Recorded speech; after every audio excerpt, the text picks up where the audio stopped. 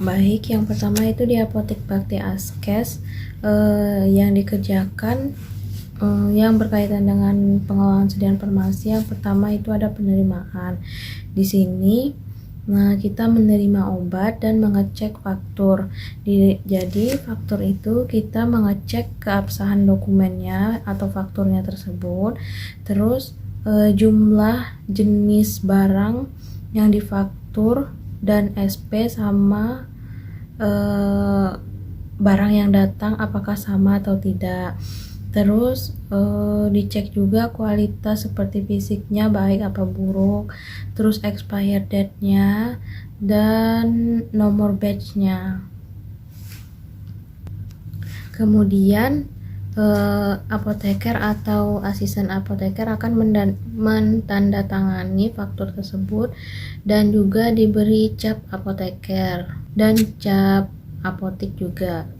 Namun untuk penerimaan obat seperti narkotika dan psikotropika hanya boleh dilakukan oleh apoteker dan asisten apoteker yang telah didelegasikan. Kemudian selanjutnya itu ada penyimpanan. Di sini obat yang datang tadi akan disimpan di lemari penyimpanan obat ataupun di gudang farmasi. Nah, untuk lemari penyimpanan obat itu dilakukan penyusunan berdasarkan jenis sediaan dan golongan sediaan dan disusun berdasarkan alfabetis. Nah, untuk di gudang juga demikian, disusun berdasarkan bentuk sediaan dan jenis sediaan seperti tablet, sirup, dan insulin. Dan untuk penyimpanannya itu dilakukan secara alfabetis.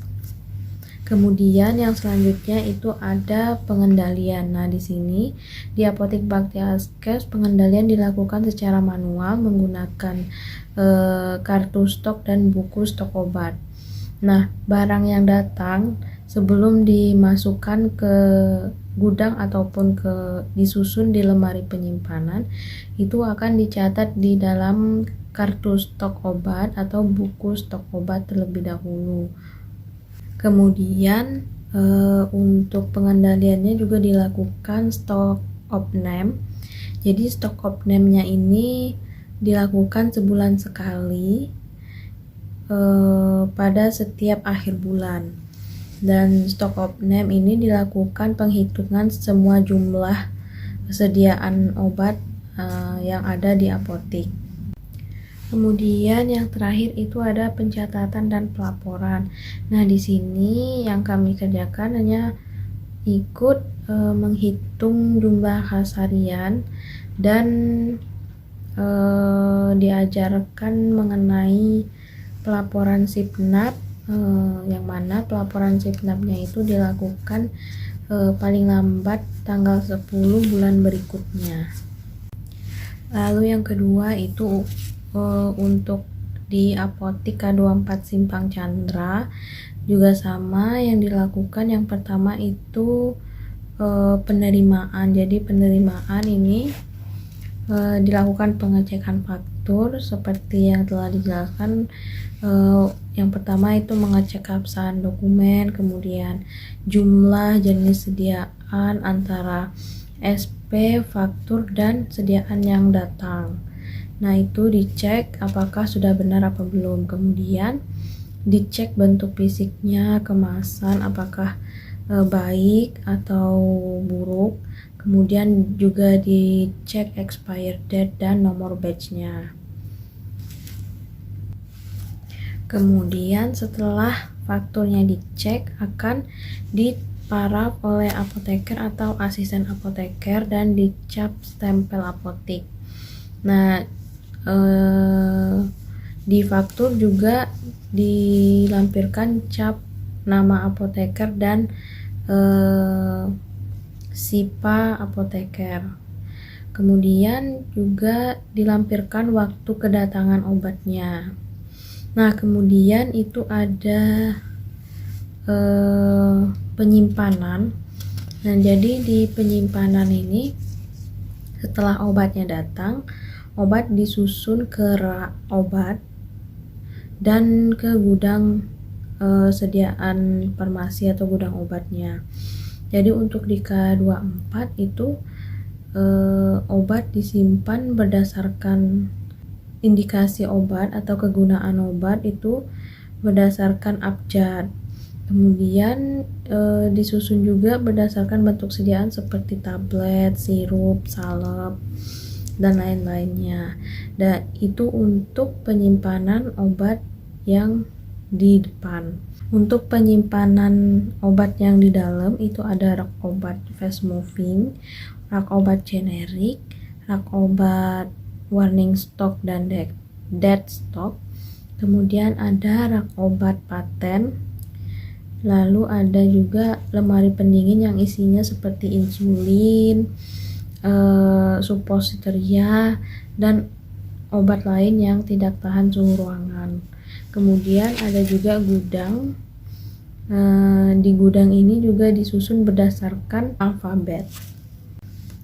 Kemudian selanjutnya itu pengendalian. Nah, di bagian pengendalian ini kami hanya membantu mengerjakan random stock.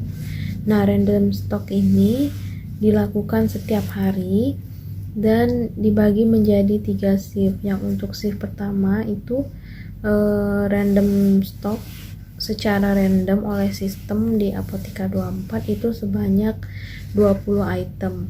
Kemudian untuk shift yang kedua atau shift siang itu melakukan random stocknya 10 item. Kemudian yang ketiga itu shift malam, random stock dilakukan sebanyak 25 item. Nah, random stock ini dilakukan berdasarkan sistem yang nanti akan dicek secara manual apakah terdapat selisih atau kekurangan obat atau tidak antara sistem dan jumlah obat yang sebenarnya. Lalu yang terakhir untuk pelaporan, kami hanya mempelajari pelaporan SIPNAP di Apotika 24 sama seperti Apotik Bakti Askes. SIPNAP dilakukan setiap paling lambat tanggal 10 pada bulan berikutnya. Kemudian untuk soal yang kedua itu mengenai suami dikasih, yang mana pasien mengeluhkan batuk yang disertai pilek. Nah, yang pertama itu kita bisa menggunakan pultamol. Jadi pultamol itu terdapat kandungan penilpropanolamin. Jadi penilpropanolamin itu dia berfungsi sebagai dekongestan, yang mana dia untuk meredakan hidung tersumbat akibat batuk, pilek, alergi, untuk sinusitis dan juga bronkitis. Nah, kemudian untuk batuk berdahaknya itu terdapat gliseril glycolat atau guaifenesin itu sebagai ekspektorannya. Kemudian obat yang kedua itu bisa menggunakan paratusin. Nah, di sini untuk paratusin itu bisa untuk batuk berdahak dan juga batuk kering, karena dia juga mengandung penilpropanolamin. Dan untuk batuk berdahaknya itu ada guaifenesin, dan untuk batuk keringnya itu ada noskapin. Jadi noskapin ini dia berfungsi untuk menekankan atau mengurangi refleks batuk. Kemudian untuk batuk kering yang disertai pilek itu bisa menggunakan Anadex, Antiza, dan Alpara.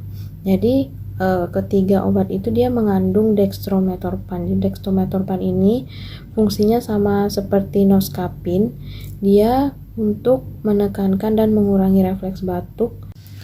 Kemudian untuk kandungan yang selanjutnya itu ada penilpropanolamin. Nah, seperti yang sudah dijelaskan bahwa fenilpropanilamin itu digunakan untuk mengurangi hidung tersumbat akibat batuk, pilek, alergi, sinusitis, dan juga bronkitis. Nah, kemudian Anadex, Antiza, dan Alpara ini juga mengandung klorfenilamin maleat. Jadi klorfenilamin maleat itu digunakan untuk mengatasi reaksi alergi, yang mana dia termasuk ke dalam golongan antihistamin. Kemudian yang terakhir itu dapat menggunakan konidin. Jadi konidin ini dia mengandung guaifenesin, dextrometorphan, dan klorfenilamin maleat. Baik, untuk pasien yang mengeluhkan hanya batuk berdahak saja, biasanya bisa menggunakan seperti ambroxol, bisolfon, bromhexin, bisa juga menggunakan Comix, Cordil expectorant, dan juga Cohistan. Nah, kalau misalnya batuk kering aja biasanya diberikan konidin saja. Dan untuk yang flu atau pilek saja itu biasanya diberikan Dicom. Dicom itu mengandung pseudoephedrine.